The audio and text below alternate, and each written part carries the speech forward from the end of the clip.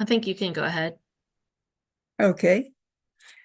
Well, I'd like to, my name is Rochelle Kaskowitz, and I'm the co-chair of Women's Voices Criminal Legal System Task Force.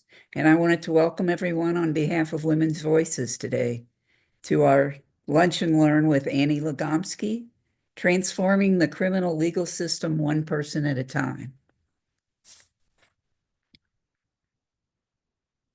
I'm here as your moderator, and before we get started, I wanted to ask that if you have questions, to save them until after the presentation, and then we'll be able to put those on the chat. Or you can put them on the chat as we go along, but we won't get to them until after the presentation. We're excited to have Annie Legomsky with us today. She's the Holistic Defense Services Leader for the Missouri Public Defender's Office. And Annie has both a law degree and a Master of Social Work degree from the Washington University. And she's been at the Public Defender's Office since 2016. After representing clients at trial and in the treatment court, Annie drew on her expertise as an attorney and a social worker to start something new, the innovative Holistic Defense Services Program. As the program's leader, Annie has been implementing a transformative and community-based approach to representing clients, and she now leads a team of 30 staff members throughout the state.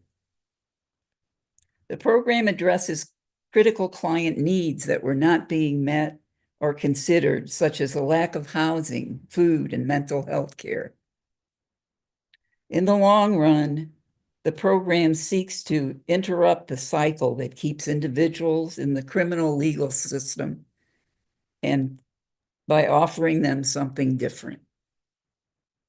We're excited to have Annie with us today, and I'm happy to introduce her as an agent for change, the creator and the leader of Holistic Defense Services, Annie Legomsky. Good to have Wow. you here, Annie.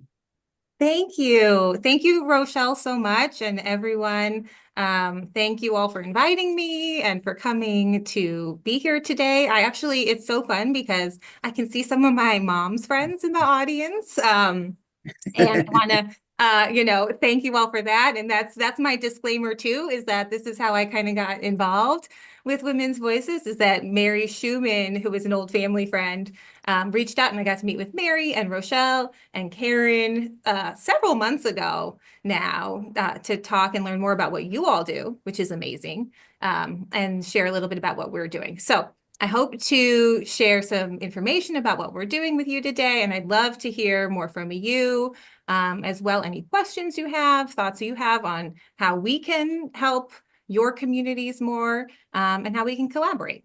So I'm going to share my screen. Let's see if it does it right, because I always do it funny. Is this good? Does this look like presenter view for everyone? Yes. Yes. Yay. Awesome. Then we're off to a good start. Okay, so I work at Missouri State Public Defender, and as Rochelle shared, I run a Holistic Defense Services unit here at the Public Defender. So I want to start by sharing just a little bit about MSPD, Missouri State Public Defender in general, and how we got to this position of where we have this new unit and why it was so needed, and how we hope it can make change. So Missouri State Public Defender, for those of you who don't know, it's a statewide agency. We represent people who are poor and who need a lawyer to represent them in a criminal case. So we don't do civil stuff. You probably have heard of legal services organizations across the state. They're kind of our counterpart on the non-criminal matter. We represent people who are facing criminal charges. And we represent people on all kinds of charges. They can be low-level cases like misdemeanor trespass or stealing, under $150, up to much more serious charges. That can include low-level felonies as well as violent felonies, sex crimes, and homicides. And we also represent clients who are facing the death penalty. Our mission is to provide high quality and zealous advocacy to all of our clients. So when we started this unit, I just decided I would Google, why people commit crimes, right? I wanted to see what other people thought. I had my own thoughts, right? And I found this old police website that talked about these terrible things that you could imagine, right? Just like attributing just bad personality, basically, to so many of the reasons why our clients are here facing these charges, right? It reminded me of Reefer Madness, where it just demonized people for their behaviors. Things like having antisocial values or bad friends, right? Or just a bad personality. These things popped up. And then at the bottom of the list, it did talk about maybe some family or environmental factors and substance abuse. What we know, though, is that most of these reasons on this list are not what bring people in the criminal legal system. Instead, poverty, racism, mental health struggles, substance use disorder, and housing instability are the main drivers of why people end up in the criminal legal system. And we know that because those conditions, those histories, those experiences are so overrepresented among our clients in the criminal legal system. Compared to the general population, those folks who have substance use or mental health disorders are 3 to 4 times greater rates of having those struggles when they're in the criminal legal system compared to the general community. And people who are in the prisons, who are in the jails, struggle to get the treatment they need. They're there because of these issues a lot of the time, and then they don't get the treatment they need once they get in. So we ourselves at the Public Defender did our own needs assessment when we started to create this Holistic Defense Services unit. And that was also to figure out, what are the issues our clients are struggling with? We thought we knew, but we wanted to make sure we did it right and really fully considered across the state, not just St. Louis and Kansas City, but in these rural jurisdictions where the needs can be very different and the resources really lacking. We identified really high rates of mental health disorders, intellectual and developmental disabilities, substance use disorder, housing instability, and of course, a history of trauma. And I will tell you that I have changed one stat on here, which is the history of trauma. When we went around to our different trial offices across the state to ask them these questions about what their perceptions of our clients' needs are, I wanted to hear what they had to say, but I had one answer in mind that was the right answer, and that was, what percent of your clients have a history of trauma? And it is 100%, I will just tell you. So our survey came up where it was a little bit lower than that. But no matter what our clients' experiences were, even if they didn't have a obvious or apparent history of trauma, I am 100% sure that they did have some traumatic experiences before entering our system. And even if for some reason they didn't at that time, they certainly did by the time they entered the criminal legal system. Now, I will also tell you, I want to give you a little overview about the types of cases we have, because there are a lot of misperceptions out there about, who are our clients, what kind of crimes are being committed across the state. And the public defender, while we don't represent every single person who's facing criminal charges, we represent the vast majority of the people in Missouri's criminal legal system. Over 80% typically any year, and maybe higher oftentimes, are our clients. So looking at our own caseload, you can see here that they're mostly low-level charges. We've got 16% of our cases are misdemeanor levels. Those are the low-level charges that carry sometimes no even jail time allowed, and at maximum up to a year allowed, because they're lower-level charges. We also have a huge chunk of our cases are probation violations. So those are people who got probation after being convicted of a crime, were said you can do probation instead of going to prison, and then got into some trouble. And so 21% of our cases are people who were on probation out in the community and either had a technical violation, like didn't report to their probation officer, or didn't comply with some programs they were supposed to do, or a legal violation, they got charged with a new case. And at that point, then we might be involved in their representation while they're facing revocation and potentially a sentence of prison. Then we have a lot of our cases are lower level felonies, these C, D, and E felonies. Some are specifically substance use related, felony drug cases. That's 17% of our cases are involving just on their face substances. And then another 35% are lower level. Only 1% of our cases are homicide, and 2% of them are felony sex charges. So much less violent than you might hear about and think about in the news. We also have a lot of cases overall. So I point this out just so you can see kind of how many people we're representing in a given year. In fiscal year 2024, we had nearly 90,000 open cases. Most of those were opened in that year, nearly 60,000 of those. And then about 30,000 of those were carried over from a previous year, because sometimes our representation lasts longer than a year, especially on much more serious cases. That brings me to talk about our caseload crisis.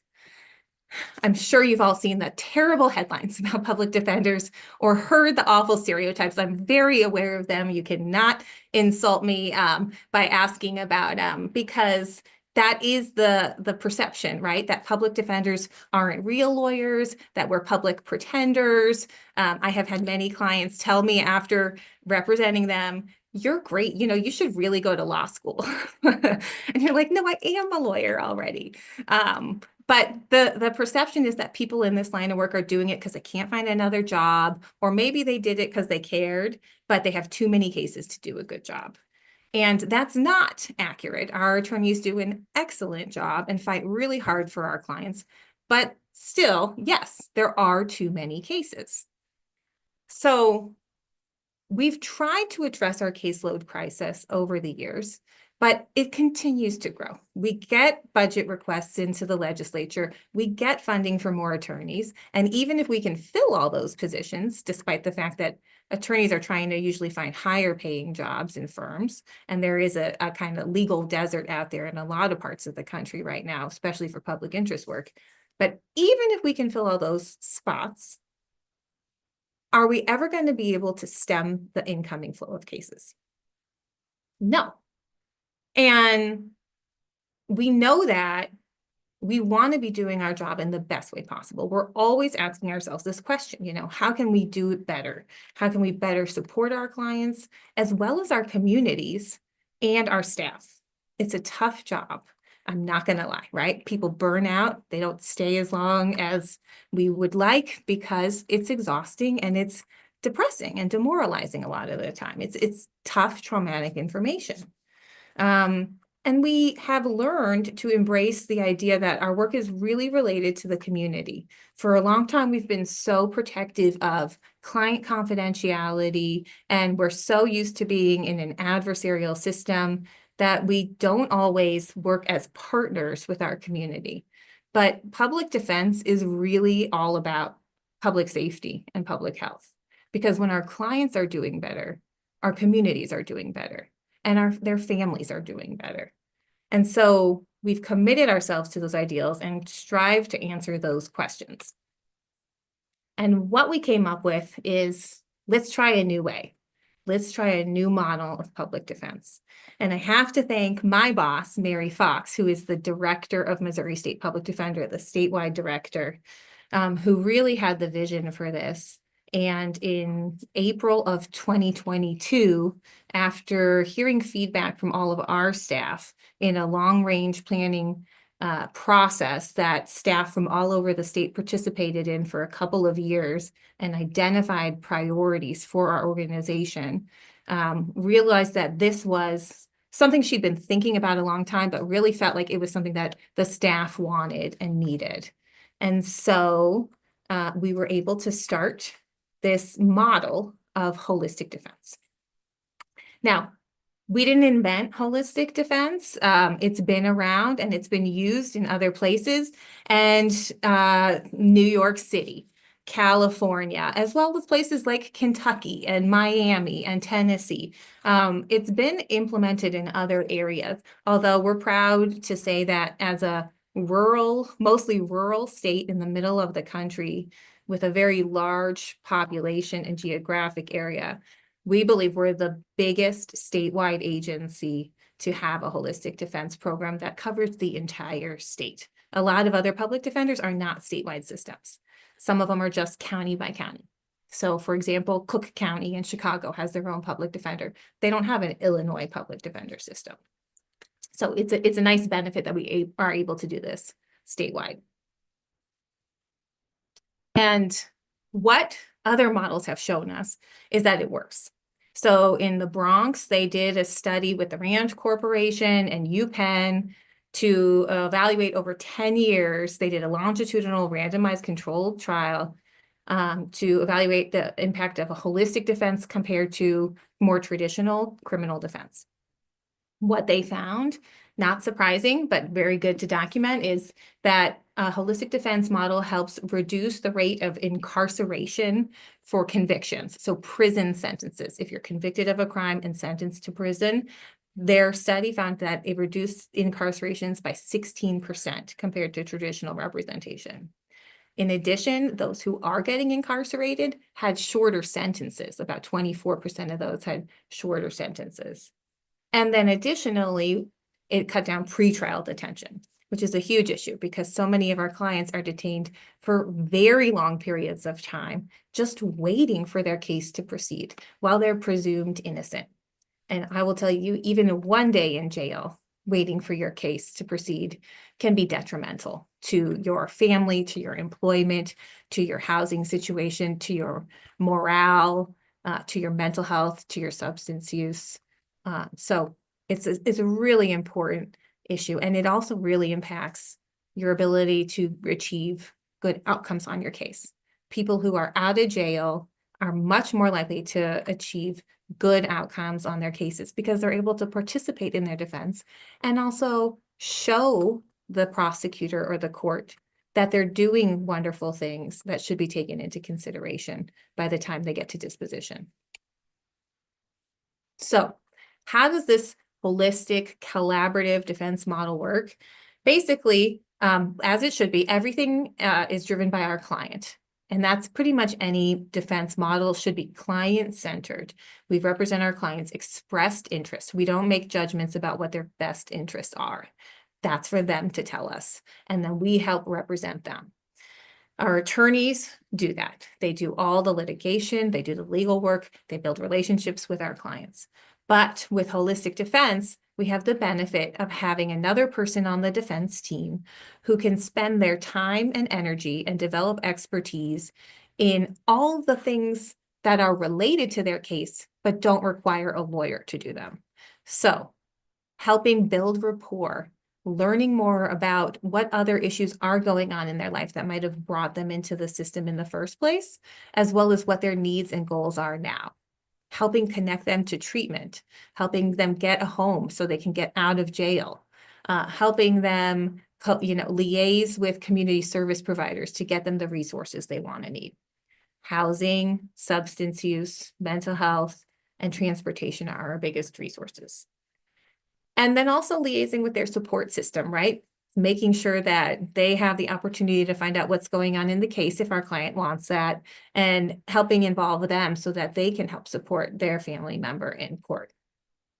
We also have other fabulous staff, including investigators and support staff like legal assistants and administrative assistants. We all work together as a team, but then divvy up our roles so that our attorneys with huge caseloads aren't spending their time trying to figure out how to get someone a home when they really should be focusing their time on how to litigate their case, how to take depositions, how to make sure they're getting the discovery they need, how to prepare for trial. So our unit is called Holistic Defense Services. Like I mentioned before, we started this in April 2022. And I don't know what we thought we were going to do when we started, because we didn't have any funding for our program. And so Mary, my boss, just said, let's figure it out. We had a great intern program with social work interns in the St. Louis area that we've been running out of our office. And she was like, we'll just do it with interns. We'll get as many social work interns as we can across the state. And I was like, great, let's do it, which was insane because that would have been a nightmare. But at the same time, we started applying for grants, and we were lucky enough to be able to receive funding from Missouri Foundation for Health and from an AmeriCorps state national program. They came in right at the same time and it's a good thing they did because they were kind of built upon each other. And that allowed us to really get going. And so there was a team of 1 in April 2022, and now we have a team of 30 people providing these services across the state. We also partnered, and part of our Foundation for Health grant and then some ongoing funding we've also received from other sources, helped us fund a partnership with a really great group called Partners for Justice. They're a national organization that helps public defenders around the country develop these exact kind of programs, so that they can build a more holistic collaborative practice. And they also have a program where they'll place these non-legal advocates into public defender offices so that they can do some of this work if you don't have the ability to do it yourself. So today our team is made up mostly of AmeriCorps volunteers, we call them holistic advocates, and some client advocates from Partners for Justice, as well as a few folks on our staff like me to manage the program. So what do we do? Like, what do we actually do? We think of the work that we do in 3 main types of services, 3 big buckets. The first is these release plans or treatment plans. So a public defender, a typical day for a public defender might involve going to court, being at a detention hearing or a bond hearing for a client, and advocating for them to be released from jail while their case proceeds. And very frequently, judges will say to us, look, I can see this is not a very violent case. I'm not worried that they're going to be a harm to anyone in particular or the community if I release them. But the other factor, whether they're a flight risk that I have to consider, I'm worried about because I can see that they're homeless, or I see that they have untreated mental health issues or substance use disorder. So I'm worried about releasing them for those reasons. But hey, public defender, in all the free time you have, if you could just get them a home, that would be great. And then I'll probably release them. So that's really hard to do. It's hard enough to do when someone's not in the criminal legal system or in jail. Those present incredibly difficult barriers to overcome. These resources are already incredibly lacking. So that's one thing our team does, right? We try to immediately triage the needs and help our clients as quickly and as directly as we can. We also try to educate. I like to say we advocate and we educate because some of the concerns the court has, we don't think are very big risks. And so we also try to let them know, why maybe their concern is something that's best left to the clinicians to decide. Another issue that comes up are the barriers, right, that our clients are facing. So when a judge says that to us, we'll go and try and get the home plan, but then we're ready to come back to court at the next court date and say, look, judge, here is the actual list of the housing providers in the area. These 8 are completely full and have a wait list of 6 months. These 2 might take this client, but they require them to be out and show up at their door to do an intake. So when you're telling us that you won't let them out till we have this plan set up, what that really means is they're never going to get out. But, if you let them out now, we've already set up a intake appointment for them for tomorrow morning. So there's a strong chance that they'll get this housing. So those are the things we try and do, is get these resources and also educate the court. We also get a lot of requests from prosecutors and judges about clients needing things like locked, secured mental health treatment. That resource doesn't really exist. It's not a real, there's a few places in the state that have resources like that, very few, and they are very full. And a lot of times people don't need that. In fact, the Department of Justice did a report on Missouri that came out this summer showing that Missouri is violating the rules on least restrictive placements and that we're over putting people with mental health struggles into nursing homes when they should be in much less restrictive environments. And a couple places that were allowing these types of placements before have been shut down. So we want the court to listen to clinicians when they're making these decisions, not us even, not prosecutors and not judges. It shouldn't be attorneys deciding what's clinically appropriate for one of our clients. So in addition to these release plans and treatment plans, we also do a lot of mitigation work. Mitigation is basically sharing our client's story in a way that will be impactful in their case, that puts their actions into context and sets a better path forward. So we're not just saying, look, feel bad for my client because he had a really tough childhood. We're saying these are the conditions and experiences that might have led to their involvement in this case. But this is what we're doing to address those root issues so that you can be assured it doesn't happen again. And here's a plan we have for you to consider. And judges tell us all the time, you know, that's what I need. I really just need more options. They want to consider this information, but they don't have it, right? And they're not able to get it. So we're able to do that with our clients. And it's a wonderful thing because you get to know your client incredibly well. You get to know their family and their friends and get support from their community and get letters of support and get photos and videos of them and their certificates of the things they've achieved. And so it's also a great opportunity if you ever know someone who's involved in the system to be able to support them that way and work with their defense team to help show the court, show the prosecutor who they really are as a person. Because I'm sure you've all heard the quote, you know, that Brian Stevenson, who I love, says all the time, and lots of other advocates in the field, you know, a person is more than their worst act.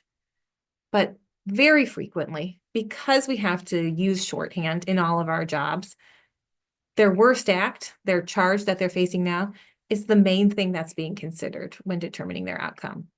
That's what judges and prosecutors think about. I think they think, what are the charges and what is their criminal history?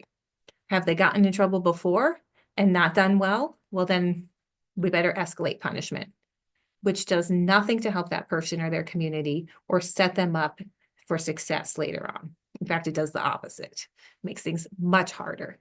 Going away for a few years only further disrupts your community ties, your family relationships, your ability to find work. It creates so many collateral consequences that of course things are going to get worse and continue to escalate if we don't do something different. The last bucket of services are things that are more seeming tangential to the case, but are really important for lasting stability for our clients. So getting an ID. A lot of our clients lost their IDs. They don't even have a birth certificate or social security card, either before the case or when they got arrested. Getting transportation set up, getting disability benefits on or restored, getting your Medicaid back. All these things you lose after you've been in jail for a very short amount of time, actually. And the process, as you can imagine, is really hard to get them back on, harder than it should be. And you need all of these things so that you can do the next things that you're supposed to do to be a productive member of society. You can't get your job, you can't get your apartment if you don't have an ID. And then you can't look good for job interviews or spend time on a resume if you're on the street. So we do a lot of that kind of work as well. And it's not limited to these things. We like to help in whatever way we can, but those are the main buckets of services. So I want to share a story about one of my favorite clients named Aiden, who has given us permission to share her story and has shared it herself with us in some other presentations we've done, who I think really demonstrates the human impact of why our program matters. So Aiden was actually one of our first clients. Aiden had a case out in the middle of Missouri in Lebanon area. And she had a history, a very awful history of trauma with pretty much every kind of horrible thing you could imagine happening to a child, happening to her throughout her childhood, within her family, within her relationships, within the community. And she became very addicted to substances. And when she was a young adult, she picked up a drug possession case. And as is common, she was easily able to get probation. Most courts will do that. First time offense, possession of drugs, you get probation. But nothing else had changed. So she immediately got in trouble because she was continuing to use and not reporting on probation like she was supposed to. And so she got a couple new cases. And then she got in trouble again. And at this point, her public defender, who was representing her, started talking to her about treatment court.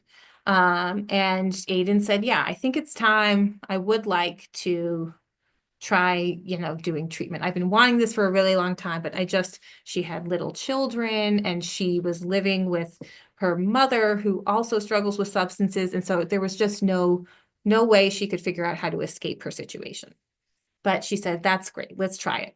And so her attorney advocated and got her into treatment court, even though the treatment court was very skeptical of taking her at first. But they accepted her in the program. And she was still in jail at this time. And they said, before you can start, we need to find a place for you to stay. And she didn't want to go back with her mom because that wouldn't be a helpful environment. So she sat in jail. And this happened right when we were starting HDS. So the attorney called and asked our advocate in the area named Brittany Rowe, who is a hero, to help with Aiden. And the treatment court staff were also trying to find a home plan for Aiden, but couldn't. They'd been looking for a month and couldn't find anything. So she's just sitting in the jail. Well, Brittany gets involved. This was in October of 2022. And by November, shortly before Thanksgiving, she was able to find a local landlord who was willing to rent to Aiden despite her record and inability to really put down a deposit. But she was willing to do it based on Brittany's advocacy. And she was able to help apply for some federal funding that was available at the time, some safer funds that were available through COVID funds. So they worked together to do that application and secured a year of rental assistance for Aiden for this home. At the same time, Brittany needed to get her utilities turned on. And Aiden had a bunch of arrears. She was in a huge balance with the utility company, and they have a policy in that county that you can't turn on a new account at a new house if you haven't completely paid off your old balance, which was way more than anyone could afford. So Brittany raised money at local churches and organizations to help pay off Aiden's balance, but still didn't have enough. I think she raised about $600, but there was still a lot left. So she got on the phone and she advocated with the utility company. And you guys know how hard it is to get on the phone with the utility company and make things happen. And she shared Aiden's story with her permission. And the woman on the phone was so moved by it. She said, we are going to figure this out. Whatever it takes, we need to get her out. We'll set up a payment plan and we'll change our policy for her. And then she said, what is she going to do though when she moves in? Does she have any furniture? And Brittany said, no, actually, I'm working really hard to find a bed for her, but that's all I've got. I think I've got a bed lined up. And the woman said, well, my father-in-law just passed away, and we've been looking for something to do with his furniture, and it would make us feel wonderful if we could help her. And so on move-in day, Brittany and Aiden were met by the woman from the utility company and her husband in a giant U-Haul who brought everything you could possibly imagine. Bedding, couches, TVs, toasters, paper towels, like just the big things and the little things. And they were there. They were there to help her. They invited her to Thanksgiving at their house the following week. It turned out they lived nearby too, and they went to the same type of church. So they said they would pick up Aiden on Sundays and take her to church with them, which was something she wanted to do. And they just built this beautiful community. Aiden got a job. At first, she was cleaning rooms at a motel, but she was doing so well, she was able to get herself a job that she still has now, which is as an account executive at the radio station. Brittany helped Aiden get food stamps set up. She helped her get her IDs back so that she could go to the food pantry. She connected her with a civil lawyer to help her with some issues she had with a prior separation and vital documents. And the list kind of goes on and on. Aiden also worked really hard to regain custody of her children who she had lost custody of and had gone into the foster care system when she was arrested. And she did amazingly well in treatment court. And the treatment court team, I have to say, was amazing too. The judge himself in that area donated a washer and a dryer to Aiden so she could have a way to do laundry at her house. And they gave her transportation vouchers so she could get from her house to her job. So flashing forward now, Aiden continued to do incredibly well. And just a few months ago, she graduated from the treatment court program, which resolved all of her cases. She's over 2 years sober and has her children back in her life. And I will tell you that Aiden's story is unique. I was going to say it's not unique. It is unique. It's very special. And it's a stunning example of when everything can possibly be done, how it can help you. But we engaged through our Foundation for Health grant, an independent researcher to come in and take a look at our program as a whole and tell us what was working well and what kind of impact we're having. And so that initial report came out this summer, and it looked at just a few of our offices, 7 of our 33 trial offices, and looked at cases that were referred to us in HDS in a 1-year period and that had been closed by May of 2024. And in that population, there were about 487 people our staff helped. And they found that we were saving the state of Missouri and helping our clients reduce incarceration for pretrial incarceration, as well as in prison days. And on average, the study found that our involvement in a case was reducing sentences our clients were receiving by 4 to 6 years on average. That translates also to a huge cost savings, in pretrial detention costs of over $300,000 in that 1 year. But then the bigger one is over $15 million of savings in those prison sentences, not to mention the invaluable costs that are benefiting our clients and our communities. And the full study is actually published on our website. It's attached as an appendix to the annual report that we put out last year, which is linked here as well. And if you Google it on our website, excuse me, you'll be able to find it there too. So we're very encouraged by those results. And if you translate those results to all 33 of our offices, that's an even greater potential cost savings for the state of Missouri. I wanted to briefly share a couple resources that we also have on our website that could be helpful for you or people you know.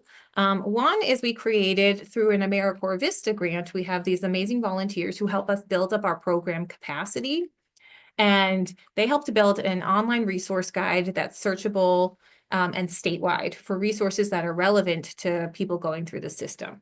Housing, transportation, substance use, mental health, anything you can kind of think of, ID access and stuff like that. And you can search by county, you can search by population, you can search by resource type and a few different things. So that's on our website. Anyone's welcome to come use it if they want. It's available to the public. Our Vistas also created about a dozen of really helpful how-to guides to give both our staff and our clients the ability to access resources they need and to do it maybe on their own, hopefully, right? As well as with our help. So how to apply for Social Security, how to apply for Medicaid, how to reinstate your driver's license, how to access transportation, how to get your ID back. Some of them seem simple. We even have a how to get a library card one, but these are great resources. So they're also on our website under our clients and families tab. And then we created a giant guide that can be used to help check out what the potential collateral consequences of different felony convictions are. For example, a question that comes up a lot is, if I have a felony conviction for controlled substances. Am I still eligible for food stamps? Or I want to be a nurse. What will this conviction do to my ability to get that professional license? So there's a lot of information in here as well, also on our website. Okay, and so now, and thanks to Rochelle for asking me to ask this, how can you help us? We need help. We always need help. And so we're not ever too shy to ask for help. But here are some areas where we can always use more support and advocacy. Transportation. It is a lacking resource across the state.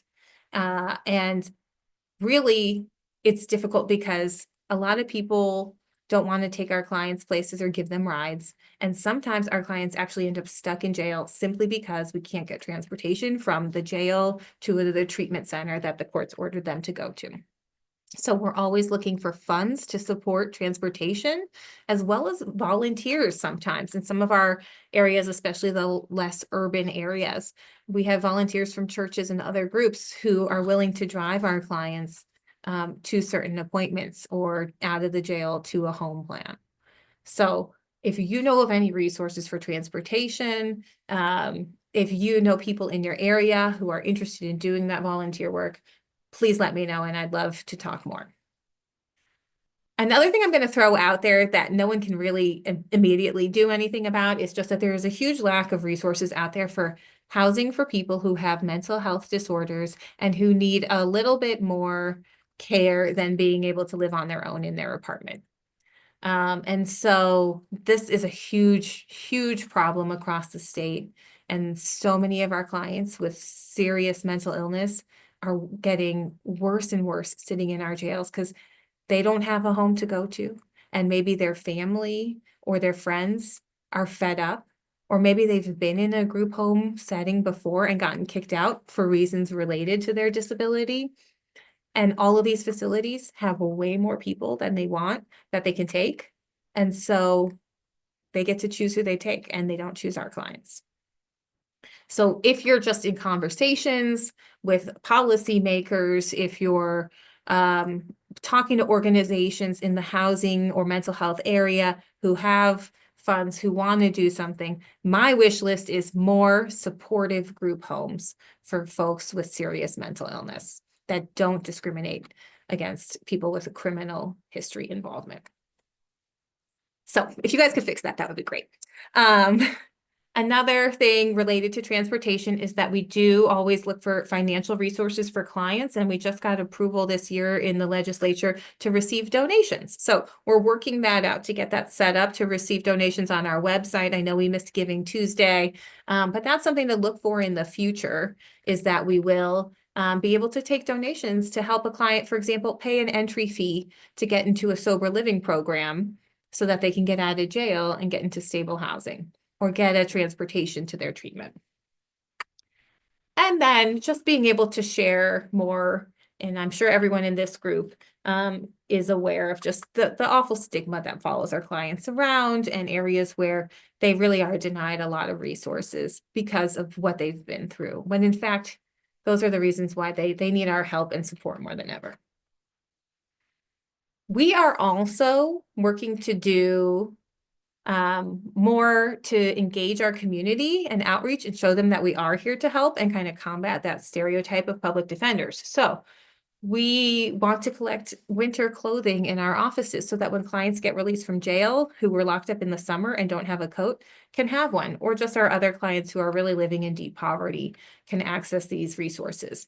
And we want to we have some events from time to time, these costless closets that we need. Yes, Rochelle, are you looking for me? You want to tell me something?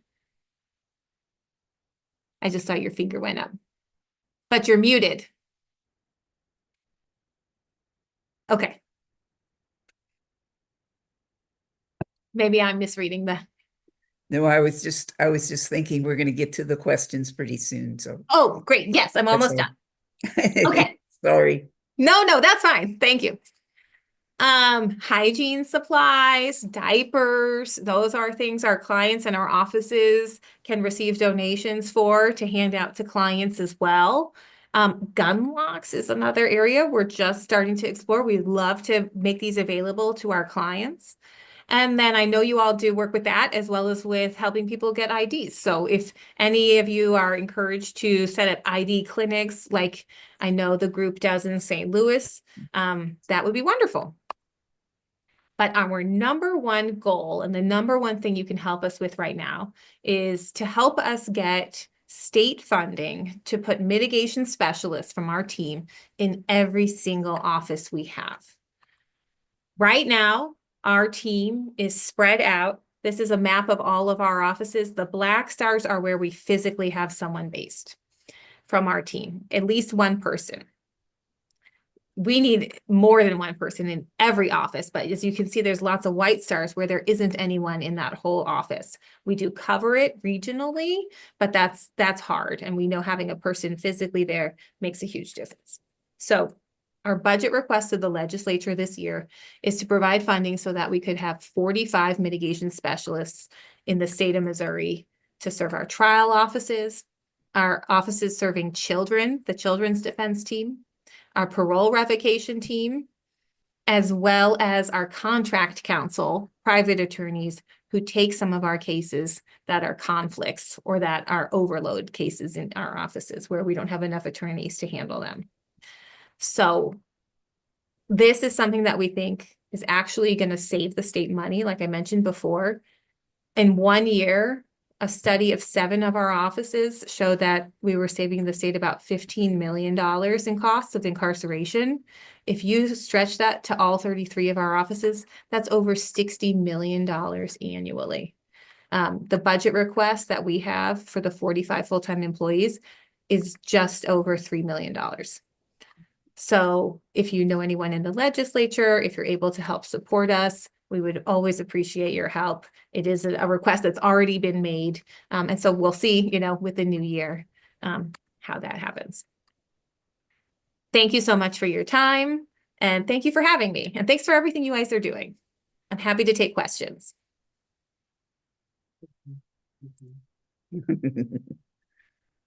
Okay, I think this is a question that you may have already answered. Oh, from Gwen. How can we advocate for budget appropriation that would support this program when grant funding ends? Yes, thank you, Gwen. Wow, it's like you're a plant in the audience. So nice to see you. Yeah, so if I would love to talk with you more about it, but we and I see Karen's question too. So John Black, who's the chairman of the Substance Use and Prevention Task Force, that whole task force has been very supportive of us and has already recommended us for funding. I think the work we do is very related to them. I know we are, still, I think they're still figuring out, and my boss, Mary, is the one who knows all of this better, who is going to be involved in budget decisions next year. And I think that will, that's being shaken out now after the election. So if you know anyone who are involved in those conversations, that's helpful. If you have other ideas for us, we'd love to know. But I think Mary and I will be just spending a lot of time at the Capitol trying to share our story this winter and spring. Oh, and thank you, Irene. That's awesome.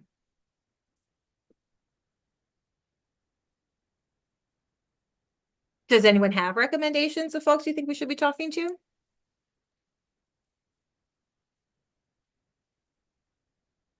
And I'm happy to chat offline too. I know we're on like a live stream. So, but if anyone has recommendations of folks that you think could be helpful in our advocacy, we would love to hear it. We know this year's going to be a tough year with general revenues being down. But we think this is a cost saver, like I said, not to mention a helpful thing. Right.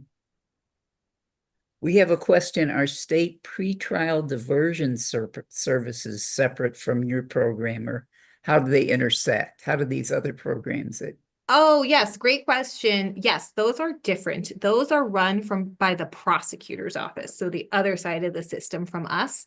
And that has to be done by the prosecutor because we don't have the power to tell someone we're not going to prosecute them or charge them if they participate in something.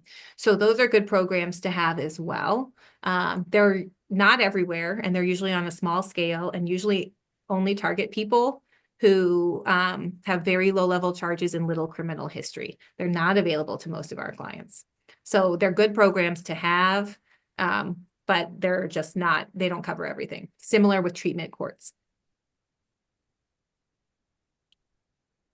And Sandra asked, does the program engage volunteers, social workers, and attorneys?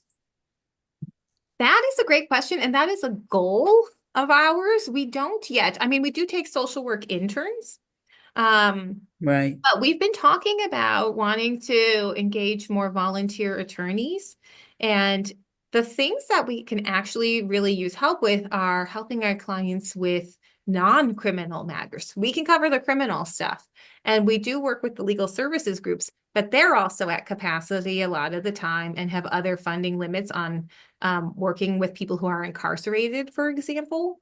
So we're always looking for attorneys who could help with things like if a client needs a guardianship and they want one, or if they've got an eviction proceeding going on or some other kind of landlord-tenant issue. Sometimes they need civil support when they're doing driver's license revocations.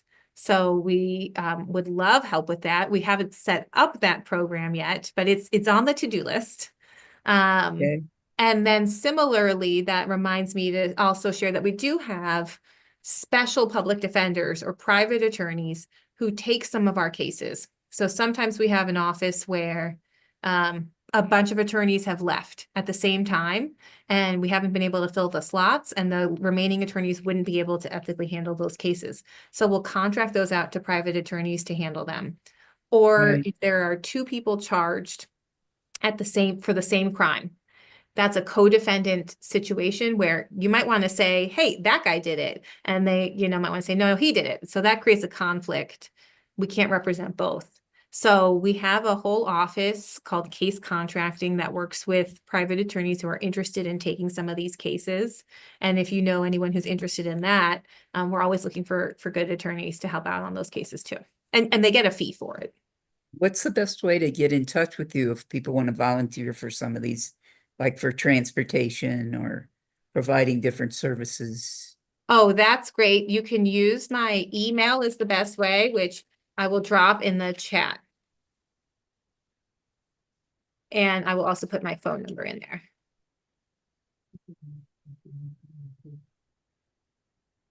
Make sure I typed it right. Pardon? There we go. How can we assist with donations for your program?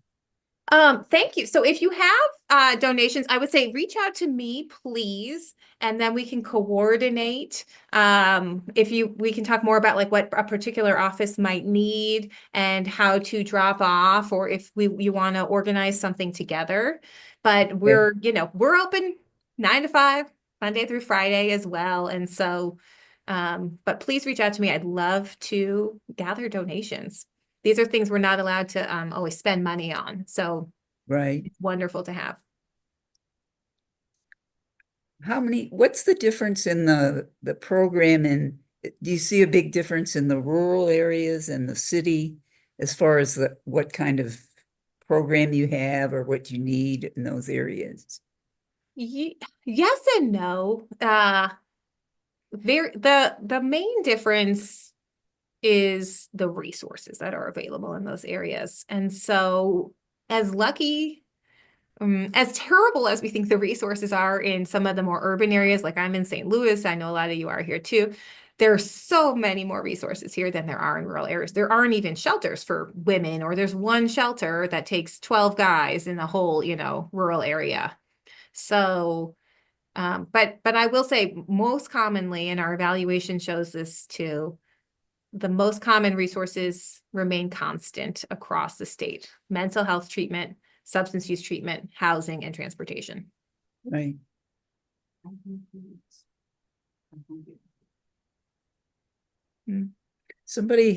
This is a question from early on, I think, and just asked the definition of history of trauma. Oh, I don't know.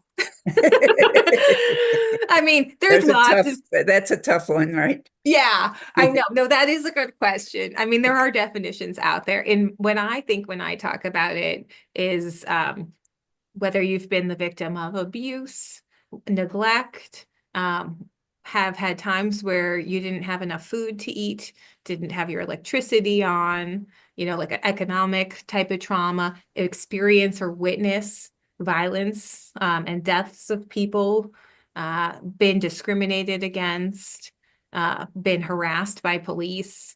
I'm trying to think, other kind of victims of crime.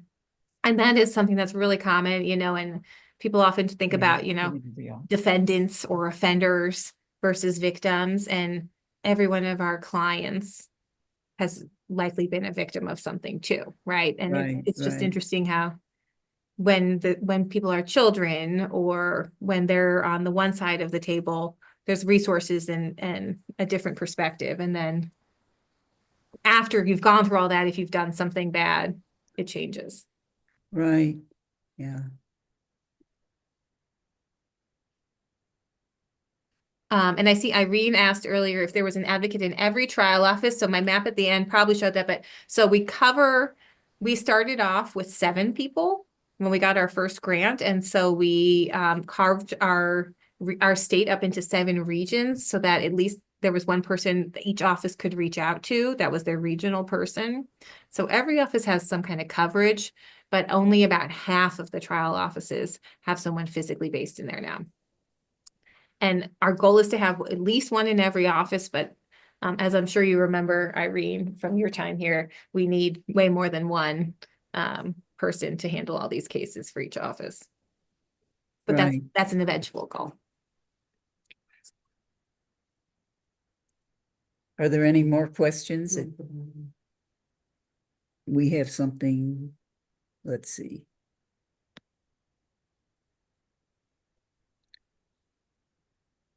And I'd be happy to share the presentation later or share it, through, I can send it to Rochelle and Mary or whoever. Yeah. Thank you guys so much for having me.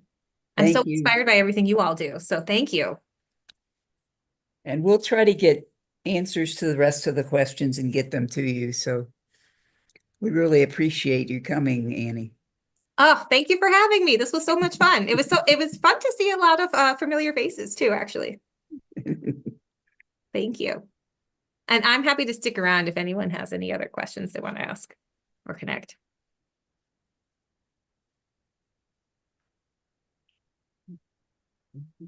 Thank you very much. Thank you. Hi, Mary Ann Shaw. And is that Linda? Hi. And hi, Mary Schumann. What a great community, huh? We've been working a lot with looking into pretrial detention, and I'm curious how much of your work pertains to people that are in jail before trial. Most of it. Is it? Okay. Yeah. I don't think I know. Oh, when you have little baby. Oh, she got the baby with her. Yay. Yes, yeah. Hi. Oh, what is Jalen. Kaylin? Jalen. Yeah. Jalen. Oh, almost 4 months old. Annie, your presentation was so great. Oh, thank you, Gwen. Thanks